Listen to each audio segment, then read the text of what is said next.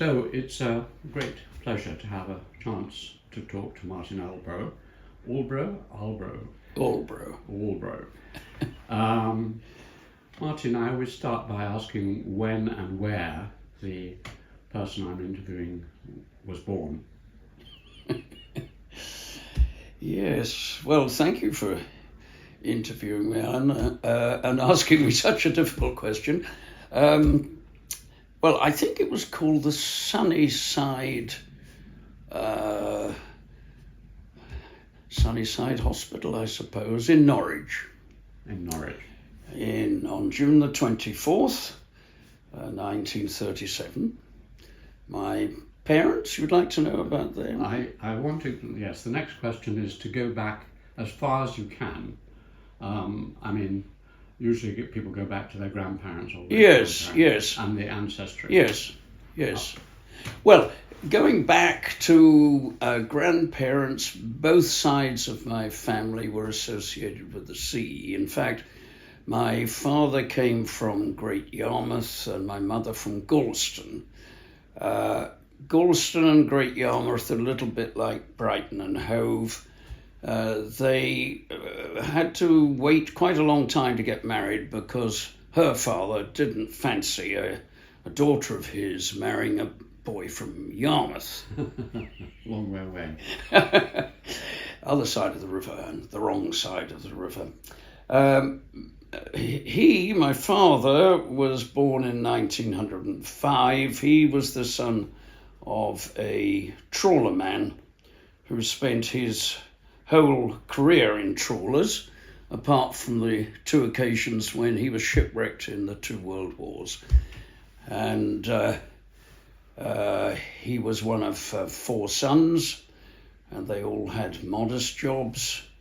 He became, after becoming a postboy, leaving school at 14, he then joined the railways, which were thought of as a very up-and-coming area for a young man, and unfortunately, he took a radical turn in his 20s, and he and some mates turned a railway engine over in the general strike of 1928.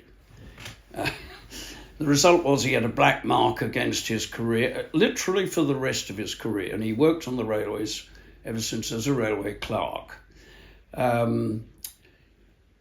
My mother had married a little bit below herself. Her father was a kind of ship's draftsman. He was in an office and he designed ships. And therefore their marriage was deferred for quite some time before they got agreement. She never had much of a job, as she worked in the office of a local bakery around the corner and in a firm called Jarrell's, the stationers. Yes, there was a branch in It still exists, I believe, yes. But she had great ambitions for me. And I always remember she was giving me a bath one day when I was about 6 years old, and she was scrubbing my back, and she said, "Would you like to go to the grammar school?" I said, well, I didn't know what the grammar school was. So I said, of course I was aiming to please. And she engineered it so that I managed to get a free place at King Edward VI School, Norwich. You had to go 2 years to a state school before you took an 11 plus in order to go to a direct grant school. And she knew all this. She was very canny.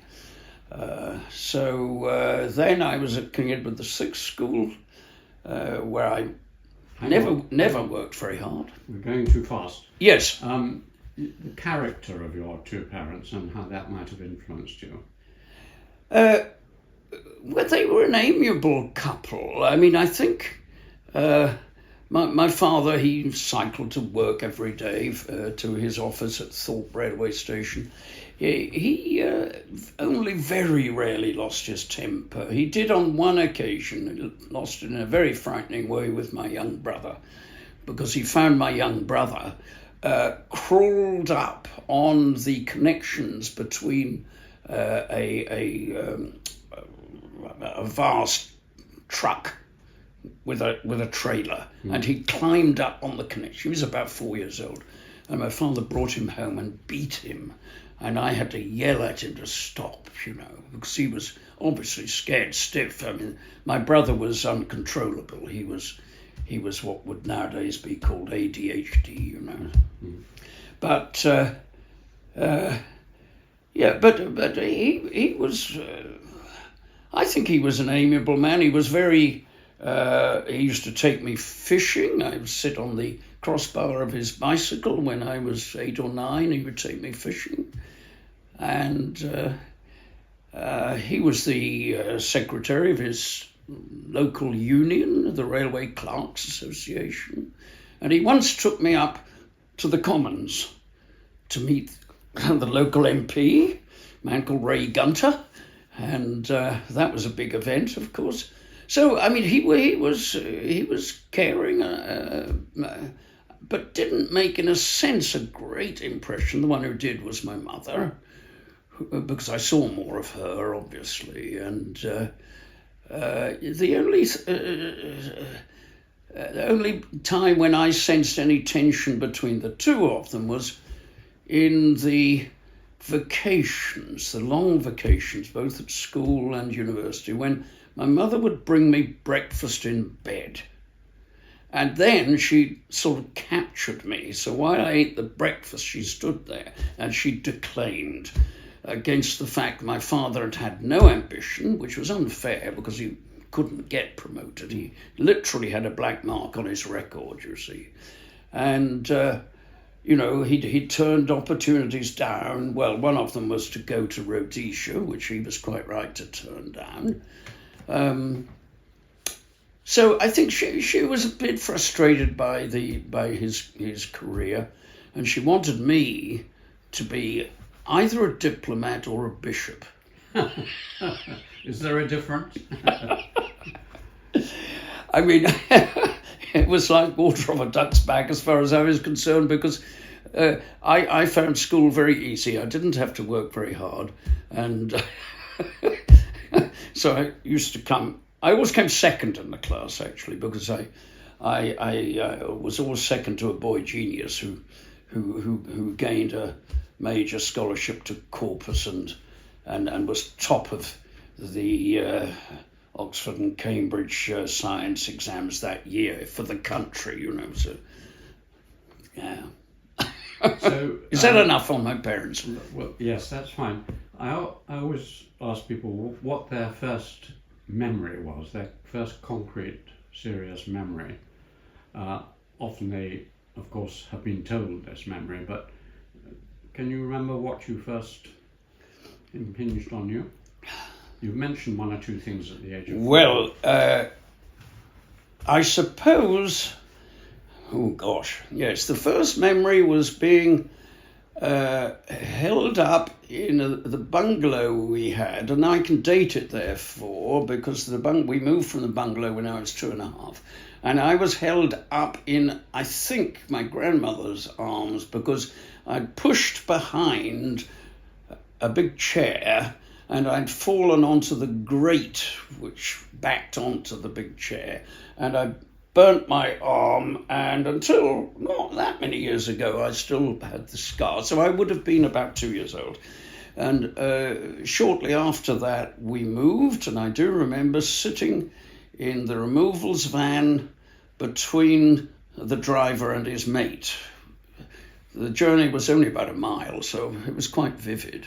And and then there's a whole spate of memories in my early years, because the moment we had moved house, the Second World War broke out.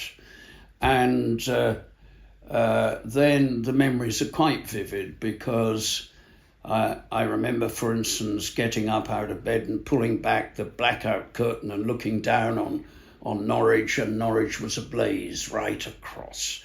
And my father would leave in the evening and tog himself up in fireman's uniform, and then I would stand on the gate at the bottom of the front gate because the house was on the ring road around Norwich, and the German prisoners of war would come past in their trucks, and they would always wave. And I would wave back.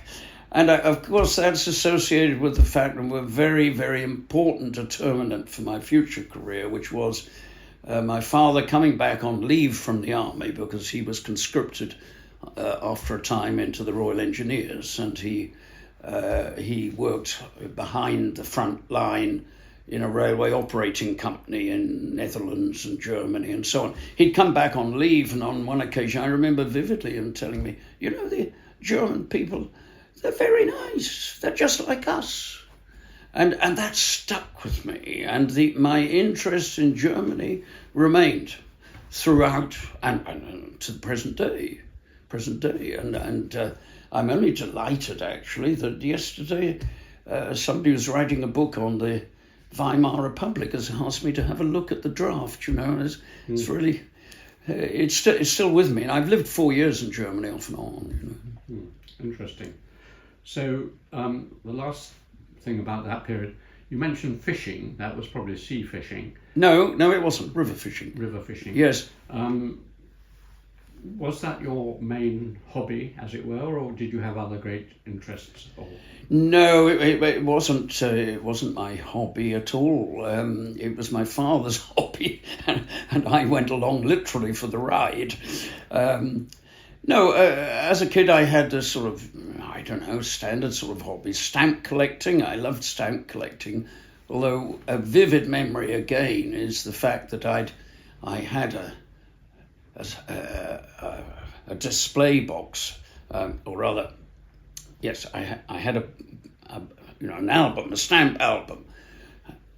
But one day, a refugee in my school from London had a display of butterflies, and so I exchanged my album of stamps to get his display cabinet of butterflies. And we couldn't have been more than 7 years old at the time, But so stamps were quite an enthusiasm, and cricket. I liked cricket, and then I took full part in all school sports. But being rather small, I was never in a first team. But obviously, the school thought I had a sense of responsibility. I was always captain of the third team. So I was captain of the hockey team, of the cricket team, the rugby team, the third team only.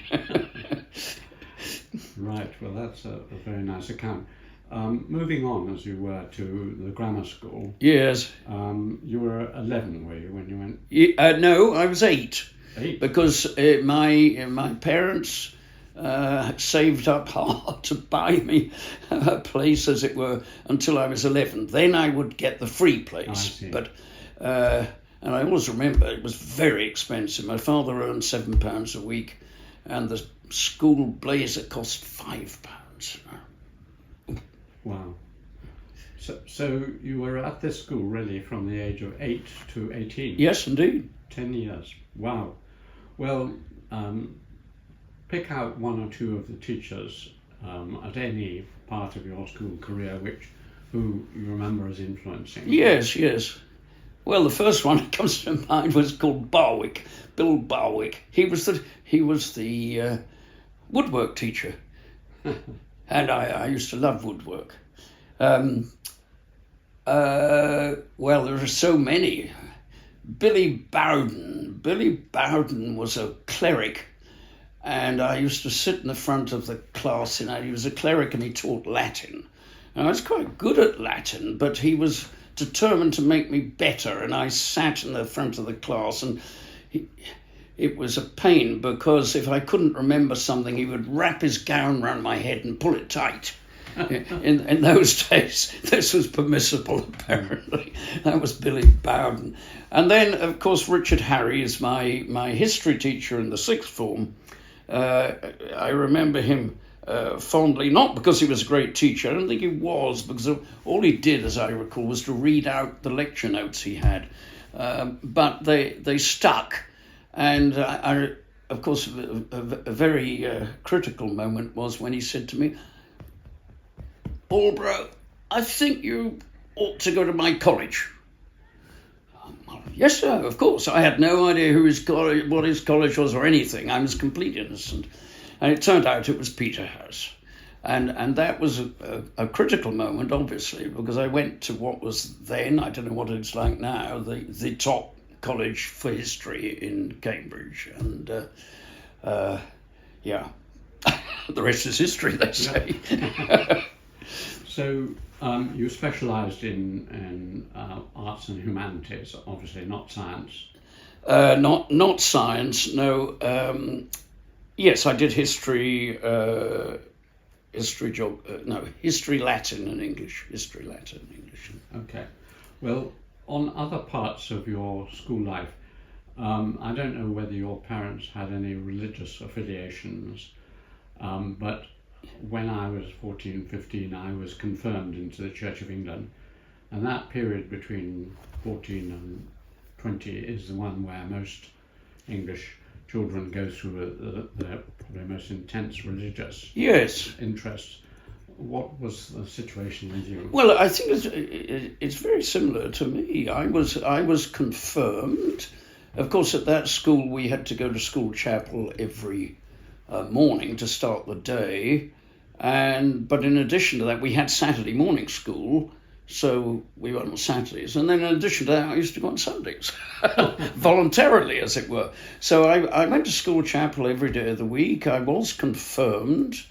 When I came up to Cambridge, I continued with my chapel attendance in my first year, and then in my second year I met the first girlfriend in my life, who was an au pair.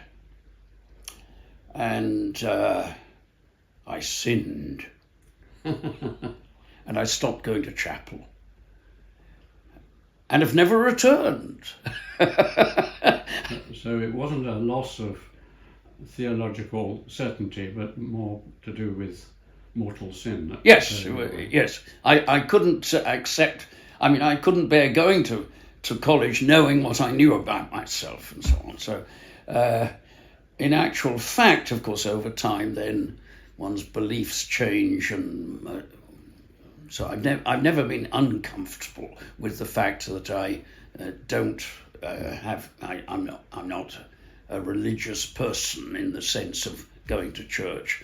I do reflect on eternity and existence, and it becomes a more pressing question the older you get, and it's still an ultimate mystery, of course, to me, probably to everyone. So how would you place yourself on the continuum between very devout and an atheist? Well, I suppose I'd call myself an agnostic. I respect people who have religious beliefs.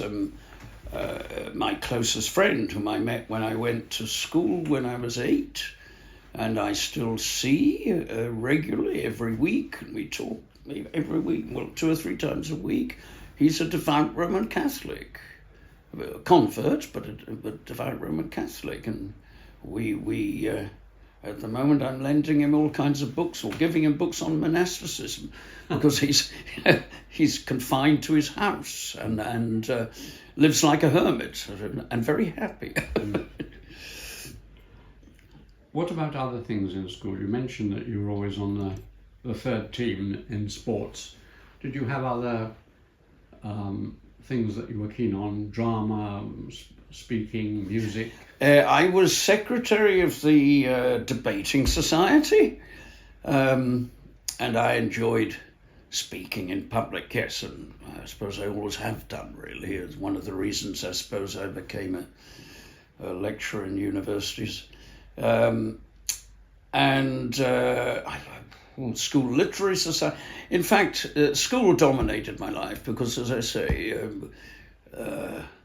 Saturday mornings we went to school, Saturday afternoons we played sport, Saturday evenings I went to school societies. One of the school societies was a secret society, the Society of Charles King and Martyr, which Richard Harries, the history teacher, the Peterhouse graduate, sadly demised, but he set this up, and there are all kinds of rituals attached to it. You know, you were taken to it blindfolded and all this sort of thing. So it was quite good training fun. for the apostles. Yes.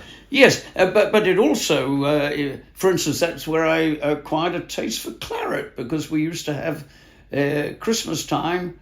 He always treated the members of his secret society to Christmas dinner in the Maid's Head Hotel next to the Norwich Cathedral. Do you know Norwich at all? Yes. Well, on Tombland there's the Maid's Head Hotel. We always had a very good claret. I mean, even I could tell at that age when it was a good one.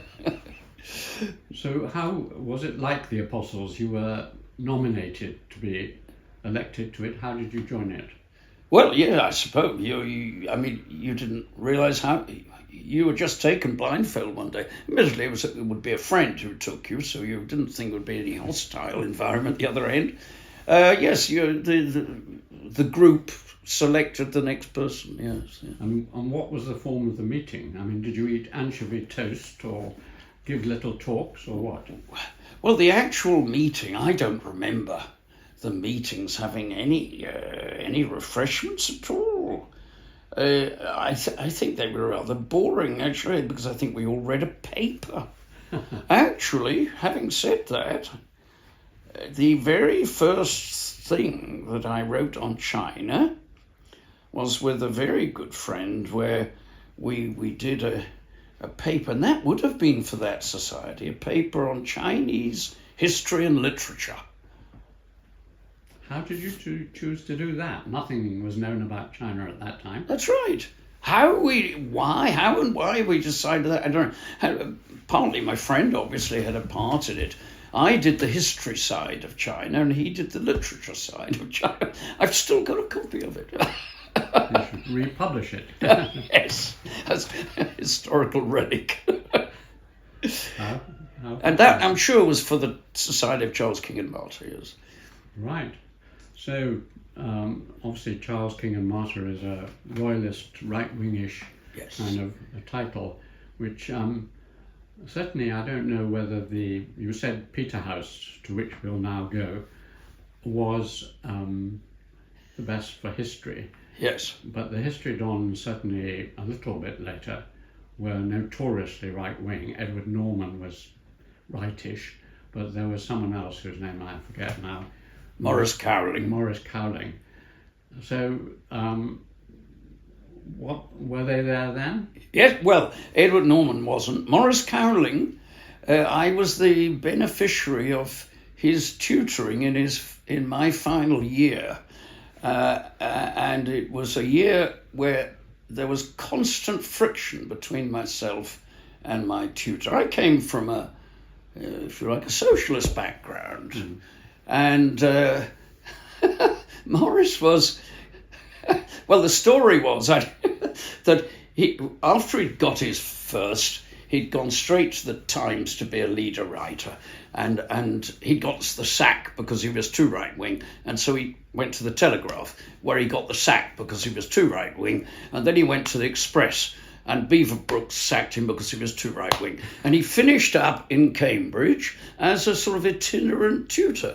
And I was a beneficiary because he was hired to tutor me in my final year.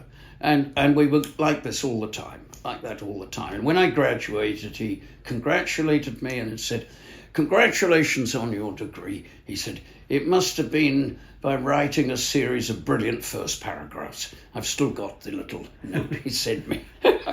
But my first year I was tutored by a young graduate student, pretty young. He'd just got ordained, a man called John Nurser.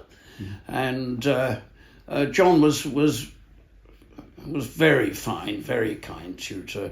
And then in my second year, I was farmed out right, left and centre. I mean, the trouble was I'd gone to Peterhouse on an exhibition, but there are other people on scholarships and so on. And because you had 4 professors of history there, they weren't allowed to teach you. So there was actually a paucity of in-house tutors. And in my second year, yes, I was passed around. But again, to my great good fortune, one of the most formative tutors was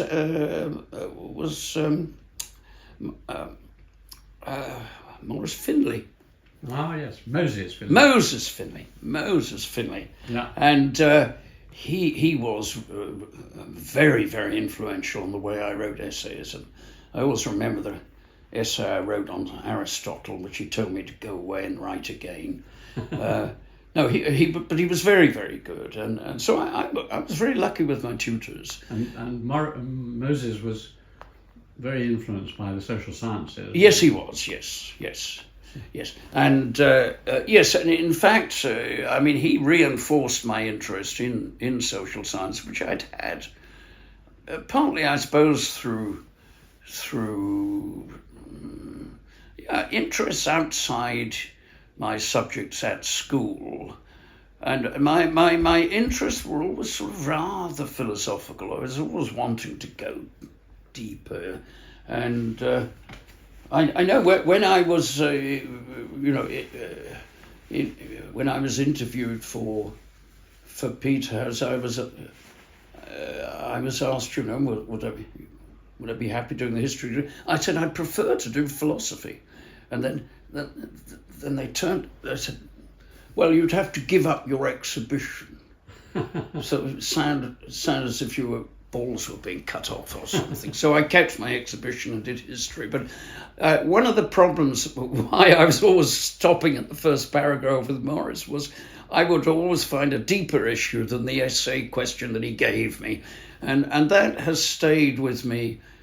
I mean, the reason I became an academic was because I always wanted to find out something deeper. It's not, I didn't want to, teaching was incidental. I enjoyed teaching, but I've been very lucky. I've always been able to do what ultimately I've wanted to do, which is find out the more fundamental things, Yeah. Eric Hobsbawm wasn't here then, was he? No, he was already, I think, at the LSE. Yes. Or Birkbeck.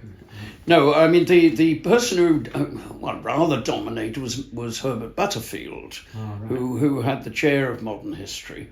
And I only ever had one encounter with him, and it was on the graduation dinner, where I was made to sit next to him because I was the only student in Peterhouse that year to get a first, which is pretty extraordinary. And so I had to sit next to him, and he's difficult to talk to. What do you think you're going to do now? I said, well, I'm really interested in Max Weber. I'd like to work on Max Weber.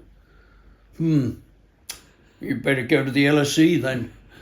And that was the welcome I had. So I went to the LSE. So on other parts, well, just finally on history, which part of history at Cambridge at that time did you find most engaging and involving? Well, the medieval history, actually, because there was a man called Walter Ullman who used to teach medieval history. He was wonderful, actually, and he'd take you through papal bulls, and you'd have a copy of a papal bull on the table, and you'd all pore over it. That was marvelous, and of course the economic history of that was done by Michael Poston, and I enjoyed that very much as well. And it turned out that most of the lecturers that I enjoyed most were the ones who got the least attendance. So Michael Poston, his audience was down to about 6 students, including me, right through to the end. And I went to the unpopular lecturer on constitutional history, who was a Peterhouse Don called Brian Wormald. Yeah. And his audience was down to about 6, whereas Elton's audience was in the hundreds, So for some reason or other, I always chose the unpopular ones. Which years were these? Is it about 1955 to 8? 55 to 58, yes. Yeah. Good. You mentioned other things that went on. You had your first girlfriend, serious girlfriend, in your second year. Yes. Did you, apart from that, did you take full advantage of all the things you could do in Cambridge? Were you involved? I wouldn't say I did, because, for instance, I never went to the Union, because it was a long way away from Peterhouse, you know, other end of the town. But I did, the sport I did was cross-country running, and I was in the college team for that. But and I'd been a modest runner at school as well, and I came 13th in the Norfolk County Youth Championships, so I was serious, you know. And but coming up to Peterhouse, the great thing about running was, of course, you went out early morning for the run, and it meant I avoided being a cox. And there was a lot of pressure on me to be a cox, and I couldn't think of anything worse, you know, early in the morning sitting in a boat in East Anglian weather. That wasn't me. So, no, I enjoyed running. I mean, I thoroughly enjoyed my time in Cambridge, just as I had at school. But it was a modest college-based existence rather than the university as a whole. The university as a whole didn't mean much to me. It was the college, and the library in the college was wonderful, and the UL. That was my life, really. I was quite a serious student. Well, you've got a first. That's serious stuff. You then, following the advice of Herbert Butterfield, you went to the LSE. Not immediately. I did what I really wanted to do, which is I went to Germany to learn German, and I taught in a German school, a British Council scheme, and I went to Cologne. I taught in a German school, and that was a great experience. And so I came back with fluent German. I could pass as German at the end of the year. Wow. And I was young. I mean, you could learn quickly. I couldn't. Anyway. And then I went to the LSE after that, yes. And did your visit confirm your father's view that the Germans were very nice people? Well, just like anybody else. I mean, I made lots of friends with my students at the school I taught in, which was in Köln-Nippes, a workers' quarter in Cologne, because quite a few of them were older than I was.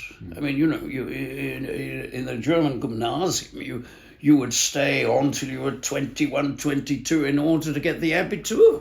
So, they were quite mature, and I was targeted by the gym teacher to go with a group of students to the Harz Mountains, on one of their classic German hiking weeks and so on. I thoroughly enjoyed the time in Germany, but I spent a lot of time in Die Brücke, which is the British Council place in Cologne. I didn't. And then in that year too, for Christmas, I hitched to Copenhagen to see my girlfriend from my second year in Cambridge, which was an experience as well. That hitchhiking through, and it included, for instance, being held in a Danish prison overnight, because I'd been dumped at the side of the highway late at night, and I was picked up by the police, and shared a cell with the son of Federico Fellini. Remember that vividly. Yeah. So let's just now move on to the LSE. Yes. In 1959. Yes. You went there to do a doctorate, or what? I went there to register to do my thesis on Max Weber, as I told Herbert Butterfield. And I'd been captured by Max Weber by going to Brian Wormel's course on the history of historiography, where Max Weber's Protestant Ethic was the last book on the book list. and I read it, and he never got to it in his lectures. So I was hung up on Max Weber, and that's what I registered for at the LSE, and I was handed over. Mind you, I was like, a sort of golden boy, but they treated me with huge respect. I remember David Glass, being so pleased to see me, and so having had because LSE had been at Peterhouse in the war, you see, right. and well, there were all these connections there, and so I was given Maurice Ginsberg as my supervisor, who was the holder of the original chair of sociology in the LSE. He'd been a pupil of Hobhouse and venerated Hobhouse, in fact, it was slightly dampening to my enthusiasm when we first met. Why do you want to work on Weber? I explained it something. Have you thought of doing your thesis on Hobhouse? I hadn't. In fact, I'd scarcely heard of Hobhouse. Anyway, I had the time of my life in LSE, in the sense that I was able to expand my intellectual horizons in a way I'd never been able to as an undergraduate. And rather than write my thesis, I went to Firth's lectures in anthropology and Robbins' lectures in economics and Gellner's lectures in and so on. There was this, star-studded list of people there, not teaching sociology particularly. The sociologists weren't particularly enlightening. I mean, the big star of the time was Karl Popper, and I went to all these lectures, so across the board, and I reckon that my time at the LSE was the time when I educated myself. I got my scholarship from Cambridge, but my education was actually at the LSE, and the result was that I didn't actually make any progress with my thesis. I didn't. And in my second year, an advertisement appeared in the Times for a British scholar to work in Germany on a study of the German bureaucrat, German civil servant, in this time. And I applied for this job. It looked to me, this is extraordinary. And it was, in fact, an advertisement from somewhere called the European Centre for Sociology. And it was run by 5 people, and one of them was British, and a man called Tom Bottomore. Yes, I knew Tom. You remember him? Yeah. And he told me, well, you've got the job. He said, there's only one other applicant, and that's a retired clergyman. So I was off to Germany. It would have been May of my second year, 1960, 61 rather. And I went to Tübingen, where the research was based under the supervision of Ralph Dahrendorf. Because Ralph had just been appointed there.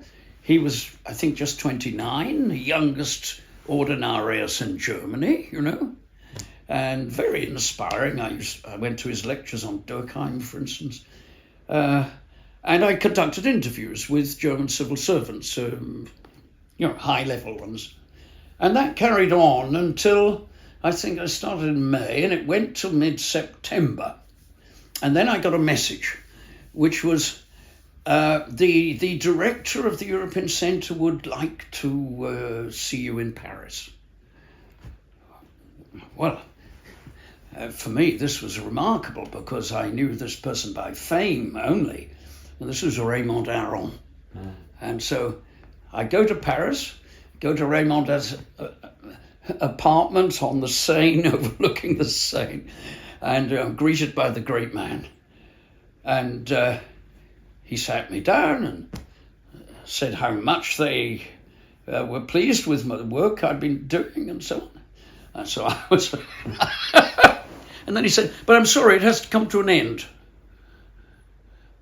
He said, you see, the money for the centre comes from the Ford Foundation, and it comes through the French Ministry of Education. And the ministry is not prepared to support an Englishman to research in Germany. And so on the next train, literally, I'm back in London. And where do I go? Well, I go and knock on Tom's door, literally on his house. And he opens the door and said, "Why on earth are you here?" I explained what had happened. "Oh, good gracious," he says, "I'll have to do something for you." Well, in the meantime, he said, you better go home. So then I arrived home back in Norwich and waited. And I got a message in a couple of weeks' time, end of September.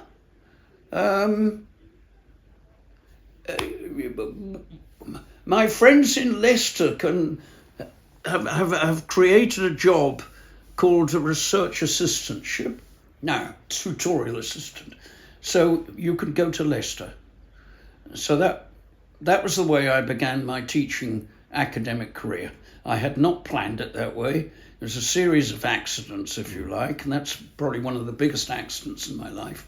Although I did find myself, the consolation was that my friend Tony Giddens, who was my exact contemporary as a research student at the LSE, and of course who did complete his PhD because he's very good at completing things. He had a soft top Morris Minor, and we drove up the new M1 to Leicester. And we shared a house for a year there. I was a tutorial assistant for a couple of years in Leicester before being attracted to the first tenured lectureship in Reading. I was the first lecturer to be appointed there. Let's just go back to one or two things there, and then we'll have a break. At the LSE in the first year, you mentioned several people who interest me, particularly Ernest Gellner. Yes. What were his lectures like? They were, they were slightly hesitant. He had a what shall we say, a slightly diffident way of lecturing. He wasn't a great orator, but the content, he thought as he spoke. That was the attractive thing, and he lectured on contemporary social thought. Yeah. And what about Raymond Firth? What was he? Raymond Firth, well, I didn't know anything about anthropology, which was what was attractive about it. And it was an introductory course of lectures in anthropology, which again I went to. I mean, I was omnivorous for anything the LSE could offer. Although I suppose the thing which was most attractive was Karl Popper's lectures. I was going to ask about those. Yes, I mean, he was an extraordinary lecturer, and he would have a couple of assistants there whom he would go back and forth between, and then he would invite questions from the audience and so on. He was very dogmatic, mind you. I mean, he knew, and when he's like, what was his name? Imre Lakatosh would question him, but he was obviously doing put-up questions, and he was always put down. But he was an immense intellectual, yes. Yeah. Well, I'm going to stop there. So you went to Leicester, and along with Tony Giddens. I knew Tony quite well because he was in the sociology department while I was in the anthropology department. Of course, he was a fellow of King's. Haven't seen him for years, but what is Tony like how do you rate him and as a person and as an academic? Well, he's a very old friend. As I say, it goes back to my time as a graduate student at the LSE. Quite remarkable because he had no, it seemed at the time, any intellectual ambition. He wanted to do a thesis on football, which he did. under the supervision of David Lockwood, and he did it with a minimum of fuss. And so he already had his master's when he went to Leicester, whereas I hadn't even started writing mine. And we shared a house for a year, which was an amiable sort of experience. I mean, what we did, I mean, while I was at the LSE, he taught me to swim, and when we were there, I taught him to play squash. Most of our relationship was sport and leisure. I don't think we talked intellectually with each other. But he was obviously extremely smart, and I remember when we used to have breakfast, he'd have a lecture at 10, we might be having breakfast at 8, and he would come down from his room and he'd have a pile of books, and that would be his lecture at 10. I mean, we're at the opposite ends of the spectrum as far as approaches to academic work. He's incredibly businesslike. He's also in personal relations, I would say, quite tentative. Interesting person. In fact, we only had a conversation yesterday on the phone. My wife was overhearing it. I won't tell you what her comments were. So he's a great friend. But our sort of outlooks, intellectual outlooks, I think are completely different. But I mean, what I admire is the extraordinary facility with which he assimilates ideas and puts them out again. I mean, remarkable, I think, quite remarkable. I mean, I was only talking to him the other day. I said, well, you know, I think I've written my last book. I said, I've done, I forget, is it 10, is it 12? He said, I've done 33. Typical to me. Anyway, one of the, I want to mention this, one of the people who did make an impression on me at the LSE was Maurice Friedman. I don't know whether you remember him. Of course, he was, I knew him very well. Yes. And it was he who asked me, who rekindled my schoolboy's interest in China by asking me to do a semester paper on the Chinese bureaucracy.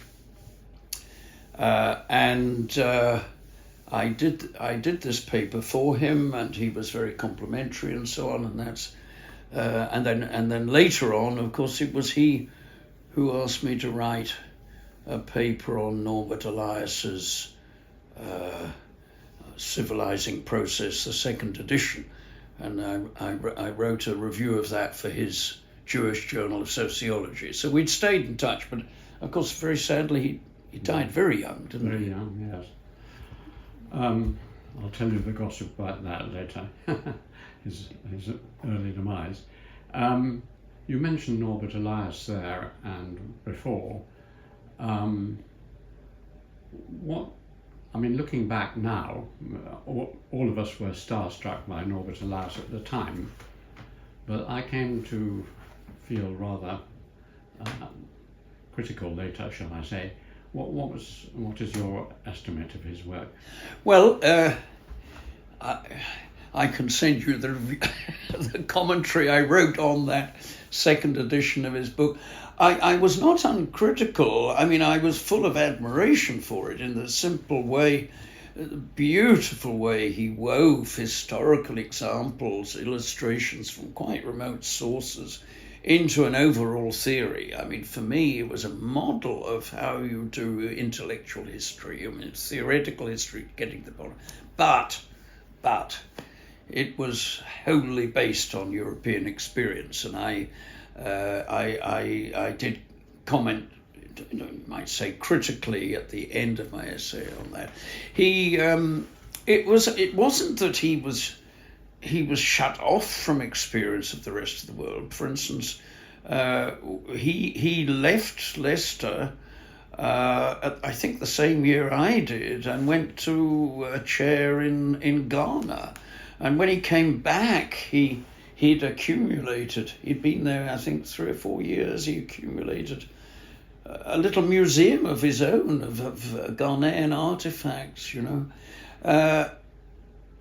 But he was the kind of person that I admired most. That is, he lived life as an intellectual, and I do remember he invited me in his 90s when he was in Amsterdam to have lunch with him one day. It would have been when I was in a visiting chair in Germany, and I went to see him in Amsterdam. And he was as courteous and interested in one's work as always, and at the same time, "Now, Martin, no, you can't say that, you know." And he would have been 92 or something like that. I think he died the next year. But I admired him enormously as an intellectual, and his kindness to students is absolutely impeccable. But the rumour was, of course, that he was in a relationship with Neustadt, Ilya Neustadt, the head of the department at Leicester. So the two of them were two immigrants, Jewish refugees, running this department. Well, of course, the intellectual impulse for that department came from the two of them. I mean, they made it what it was, and it was the most up-and-coming place in the new sociology. I mean, sociology was exploding at that time, and I was both beneficiary and victim. One of the beneficiaries of the explosion was Geoffrey Hawthorne. Did you Yes. meet Geoffrey? I didn't know him. I think he's my exact contemporary. Yeah, Is he still alive? No, he's dead. No. No, he's a little bit younger than you, I think. Uh-huh. Or he was. I didn't know him. Never met him, I think. He was the contender for the chair of sociology against Tony Giddens. Yes. And that is another story. Yes. So you went to Reading. Yes. And tell me one or two things, because I want to get on to China. All right. Well, Reading was an experience. I was there as the first lecturer. There had been 2 temporary lecturers giving, or not temporary, part-time lecturers to give introductory courses in sociology. One was Basil Bernstein, one was Oliver McGregor, and I had to follow on from them because I was the first lecturer, and I had to do the whole damn lecture course. I had to do theory, research methods, social institutions, separate lecture course in each. I mean, 15 hours of teaching a week, you know. I mean, I didn't protest. It seemed to me this is the way, you know, that's how it was. But then I was asked by the Dean of the Faculty, could I help them? Because, you know, we're going to appoint someone to a chair of sociology. Now, you were, of course, far too young. I was only in my late 20s, you see. He said, but you're the only sociologist among us. Perhaps you could help us choose somebody. So I felt very honoured and so on. And so I did. And I had the privilege of selecting the next professor of sociology in Reading, or the first one to be appointed. And it was actually a complete list of all the budding sociologists in Britain at the time. Lockwood applied, Asher Trop applied, Collison applied. Did Baltimore? Well, anyway, I think Michael Banton. All the people who eventually got chairs applied for this job. There was one foreigner, and his name was Stanislav Andreski, and he'd written a book, Military Organization and Society, and he had a reference from, I think it must have been Evans Pritchard, but at the time I thought it was Radcliffe Brown, but it was one of the two. Was Radcliffe Brown still alive, do you think, in 19? No, so it was a reference. It would have been then from Evans Pritchard. Anyway, it was a 2-line reference. It was Stanislav Andreski was one of those brave horse riders who challenged the German tanks when they invaded Poland. And the next line was, "He is one of the most brilliant people I've ever met." Second line. So I said to the other selectors, "Well, we've got to have Andreski." Well, he was a nightmare to work for, absolute nightmare.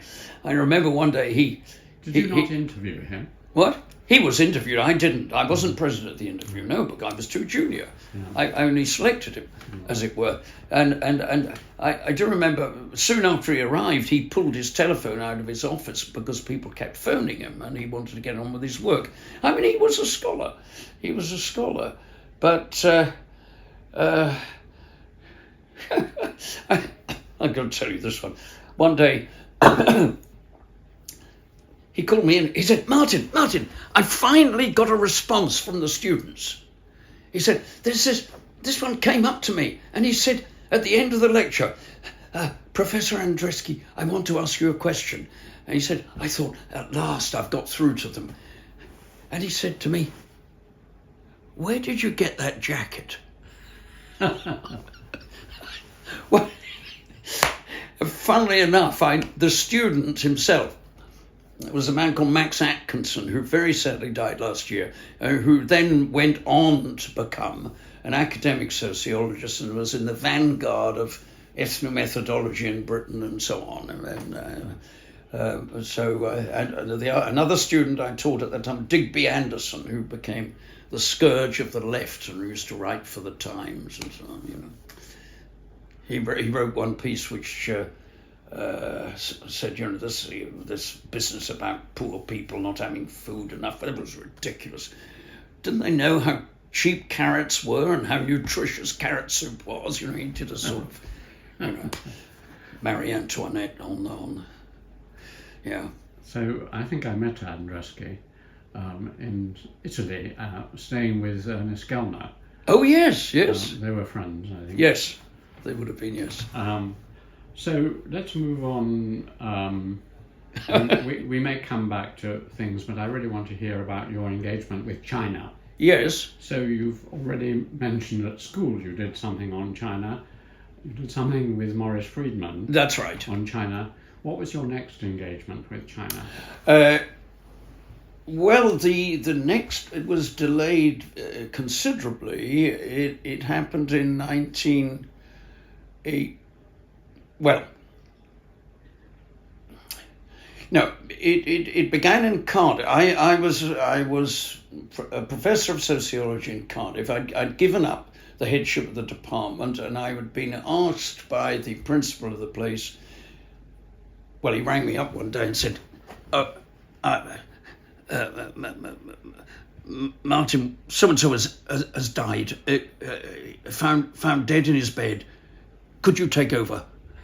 So I found myself head of a population centre.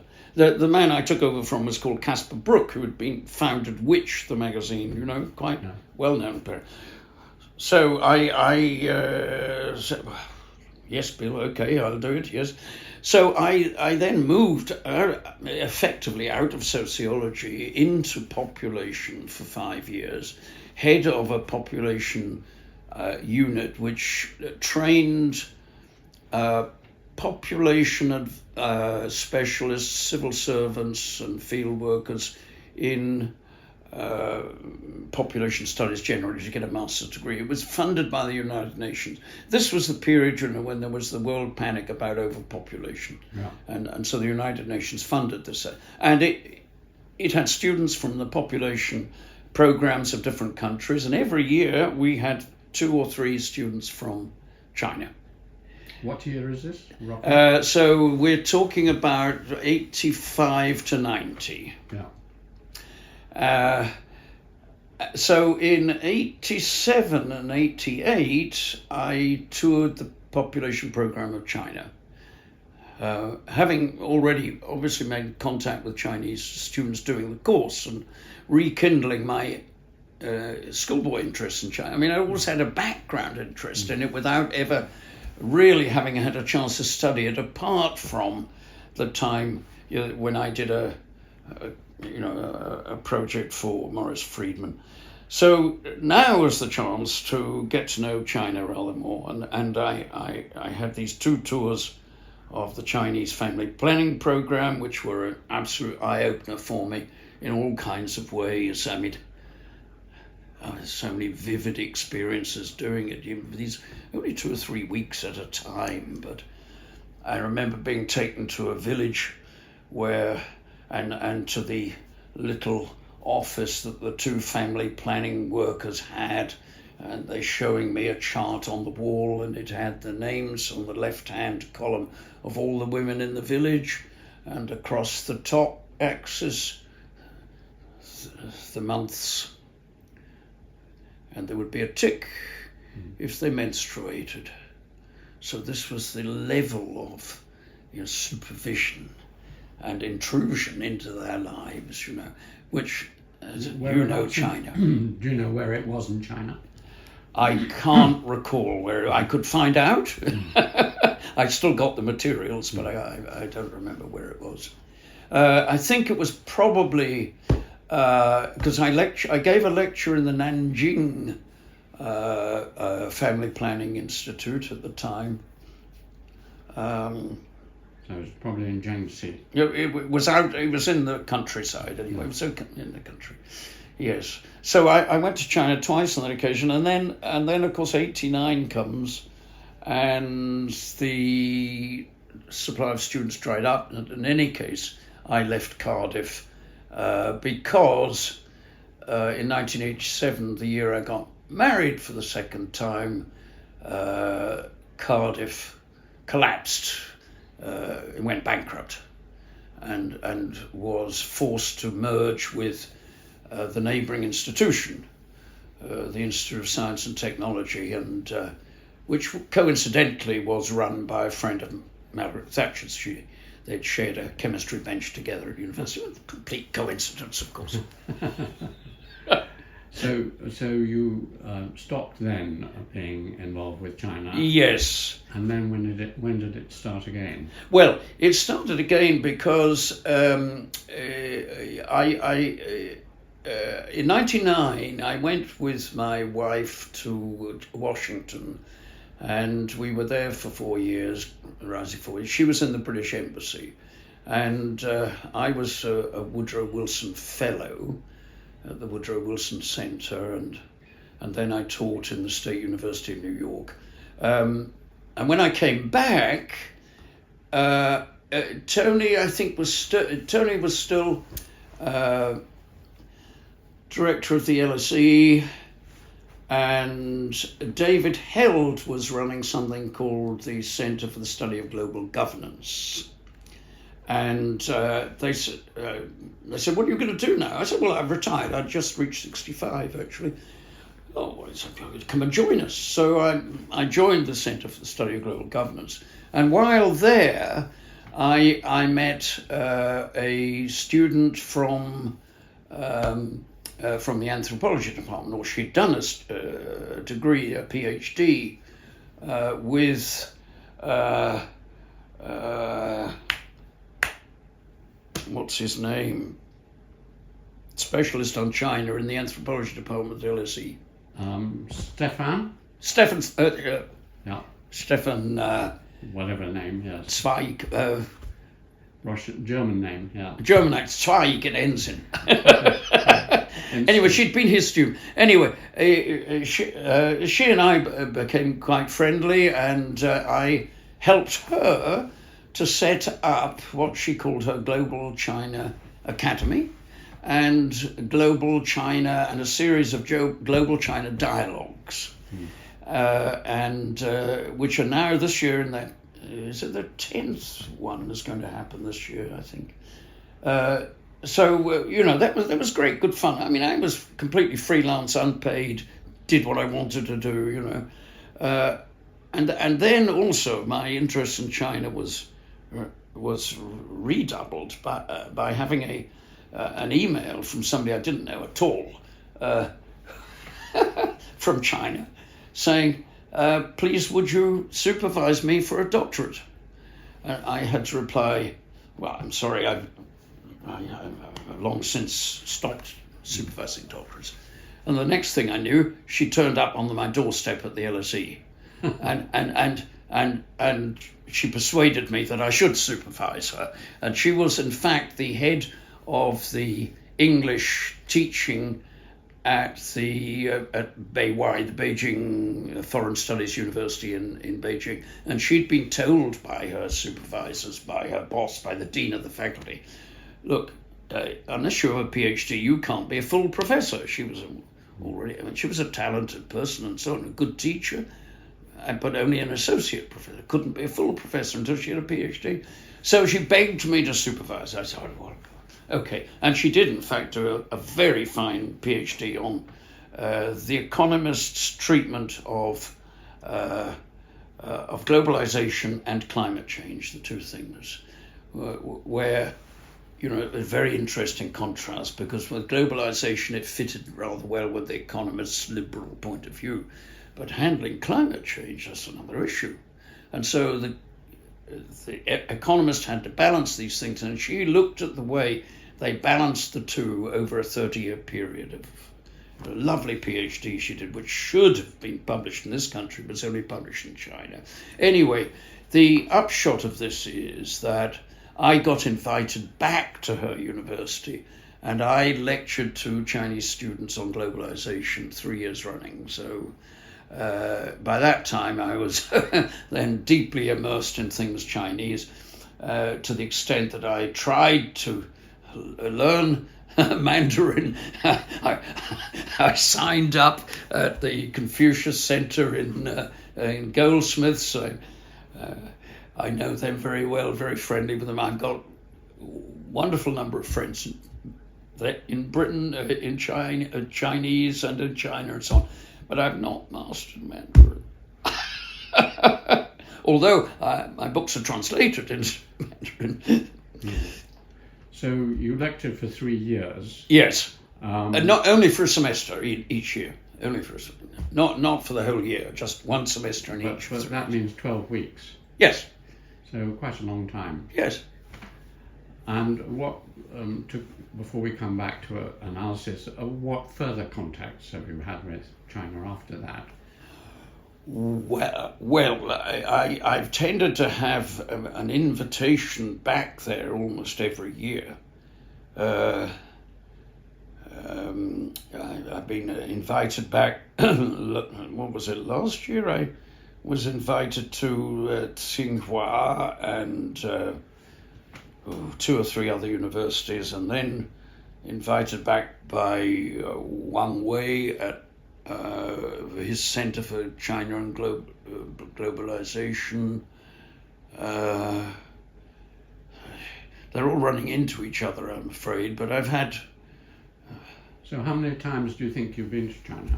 I would think about 10 times, probably about 10 times. And at the moment, I mean, this you get me at a rather sad moment, because I've just had to tell the Chinese that I'm very sorry, but I shall no longer travel to China, because I'm 88 this coming week, and it's not that I don't enjoy it, but it's very demanding. It's very demanding. You're on the receiving end the whole time. You know, all right, you give a lecture, but you're still on the receiving end and so on. And I was nominated this time for an Orchid Prize, but I'm only a nominee. I said I would go if I got the prize, but I haven't got it. I've just been one of the nominated people. So I've had to write to the Chinese embassy here, and to my invitees in Beijing, that I'm no longer going to China. I think it's wise, because. Do you travel business class? Oh yes, but it's always paid for. It's always paid for. Yes. So. I mean, I've never done any real research in China that I would have liked to have done, and indeed I was hoping that I might, with my young teacher at Confucius Institute, who has just got her PhD and I think and is uncertain about whether she gets another contract at the Confucians. I said, well, look, I'll see if we can't set up a project for you in China. My friend Zhao Ying, she has bought a place out in a place called Yonggazai, which is 120 miles north in the mountains. And she says, really, it's a godforsaken place. The village has got no young people, they've all left. But they've got wonderful orchards around it, wonderful countryside. And I said, it cries out as a tourist destination. I said, why don't you do some research on that with her and so on?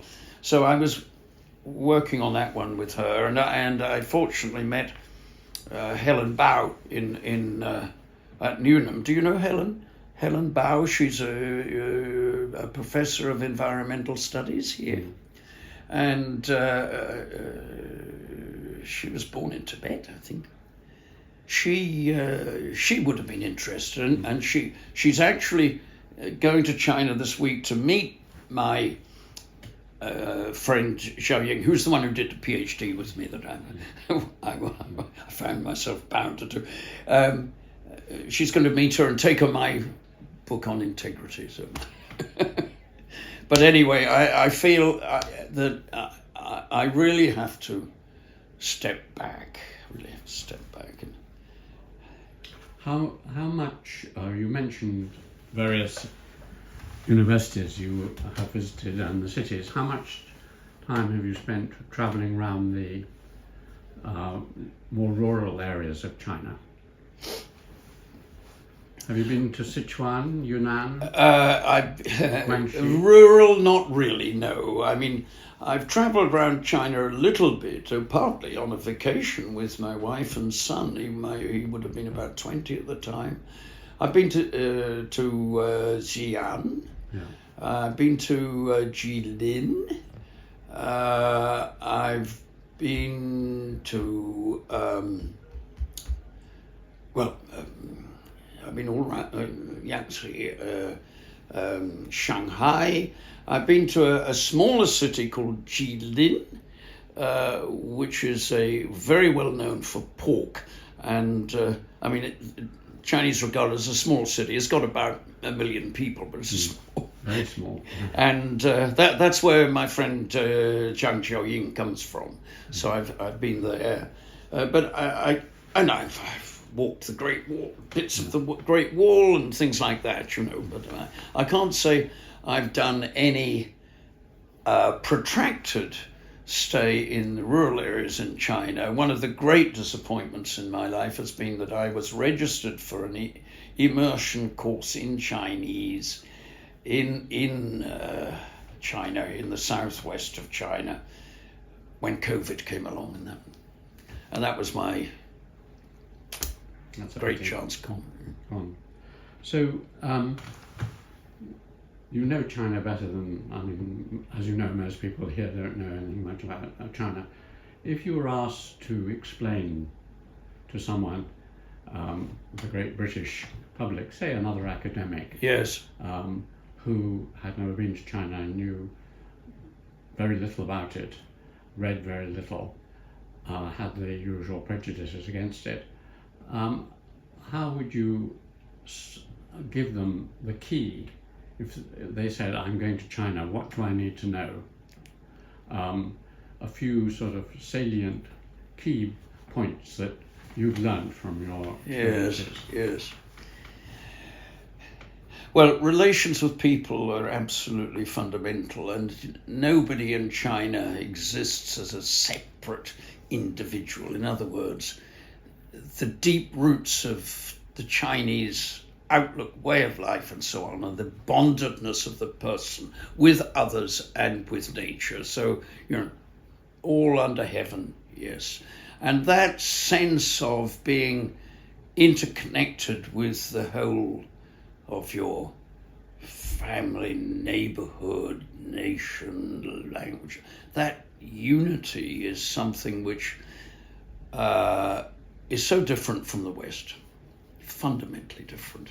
And I mean, one of the speculative books I was going to write, and I don't suppose I shall write now, is, it's about China and the United States. And the title would be Mired in Misunderstanding, Doomed to Cooperate. and this would then pick up on the kind of sort of deep themes that interest me, like the relationship between power and cooperation and understanding and so on, which goes all the way back to Max Weber and so on, and those themes, they still resonate with me. And one of the great things about China is you realize, my God, the world can be different. There is fundamentally a different way of looking at it, and this I would regard as the great hope for the world, really, because the reconciliation, if you like, or cooperation between China and the rest of the world is key to seeing the continuity of the human species, because if it doesn't happen, we're doomed, to my mind. Well, I agree with you, absolutely. One thing I think you're quoted as saying is that you have an admiration for Xi Jinping. Yes. I helped edit his autobiography into English. Yes. So I also have an admiration for him. But tell me what you feel about Xi. Well, I know him directly only through his writing. I've got a very and I mean I'm a huge admirer of the way he can weave quite substantial intellectual themes into everyday advice and general thinking. I mean, the different levels at which he can think, I think, remarkable. And that's why I've said, I regard him as in a sense, the greatest political theorist of our time, the one with the most influence. But I've had one or two little insights from him, because I happen to know somebody who used to play with him as a child, and is best friends with his sister. So I've heard a little bit about him from that angle. When you say the greatest political thinker of our time, do you mean that because he's so influential and he's a good thinker? Yes. But would you? You're not saying that he is a better political theorist than, say, David Runciman or whoever we're thinking. Oh, he's certainly better than David Runciman. Well, I chose a bad example because I don't know many others. No, David Runciman, I'm ambivalent about his writing, but well, you see, he's more. I would say that Xi Jinping is more in the line of Confucius, Aristotle, Hobbes, Rousseau coming through. In other words, he is a man of the world, but he's a great intellectual as well. And I mean, academic political theorists, to my mind, are very limited in their outlooks. Very limited. So, coming back to one or two features of, you mentioned mutual understanding and the work of Weber. One of Weber's famous theories is Verstehen, sympathetic understanding. So, what are the keys to a sympathetic understanding of China? How can we do that? Because, as you say, the fundamentals of social structure as well as intellectual background are so different. How can a Westerner or a Chinese reach out to each other to get a mutual understanding? Well, you see, I have my theory of understanding is that you never achieve complete understanding. It's a receding, asymptotic target. You never get there to anyone, whether it's, well, least of all your wife. I mean, you try, you never get there. Now,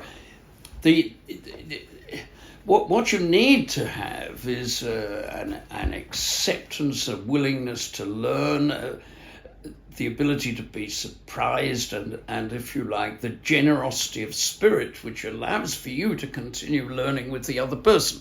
Now, we have that advantage with Chinese people in the sense that so many of them come here. And that one of the huge advantages we have with China is there are vast numbers of them. As you will notice outside in King's Parade, probably too many there. But it does mean that the possibilities of making contact with Chinese people are very numerous. We don't actually have to go to China, I think. And it's also the case, of course, that what I'm saying about China is not in some ways fundamentally different from other parts of the world, because I think what we now call the West is the exception. We're the outliers. We're running away with the world in a different direction from the rest. So, no, I think we do need to make friends with Chinese people. I mean, that's very, very important. And one of the things which is so depressing as we look back over the history of the reception of Chinese people in this country. I mean, in the town I used to live in Cardiff, I mean, you know, what was it, 1914, there were riots against the Chinese there. Not because the Chinese had done anything, but there was a mob which ran down the main street where the Chinese laundries were, breaking the windows. 1914. I think it's 1914, yes. Well, of course, in America there were many of these. Yeah, that's right. And killings and so on. Yes. Yeah. Yes. I mean, I mean, one of the problems is, of course, that Chinese people are necessarily, but when they come here and get this kind of reaction, then they set up semi-ghettos. So we have, and at the moment, the one thing I'm going to continue to do with China is, in conjunction with the embassy here, is to establish a China trail for Chinese tourists, which is not my idea. It was the idea of Laurie Magnus, who was running Historic England, and he'd been involved in a Muslim trail, and he wanted to do a China trail, and of course he was grabbed by government to become the ethics advisor. And I'm glad to say he's a friend of ours that Labour have appointed him their ethics advisor as well. So, but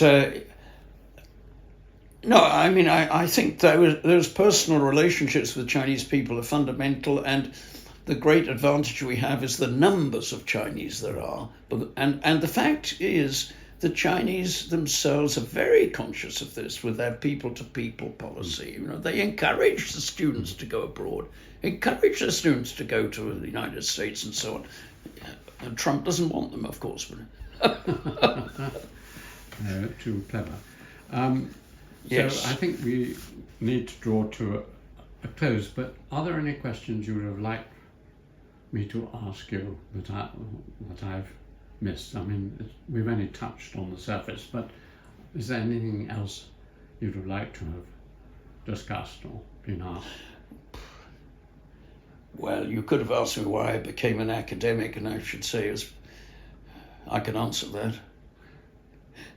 Because it's the only job where you can simply follow your own ideas. You know, to get the money, you do have to teach, but basically it's the job where you can follow your own ideas, and I've always been privileged to do that, and remain privileged in that respect. So I've been very lucky, very lucky. The other thing is that you've mentioned your wife, your second wife. Yes. And your son. Is there anything else you want to say about your family? Well, I'm hugely fortunate. I mean,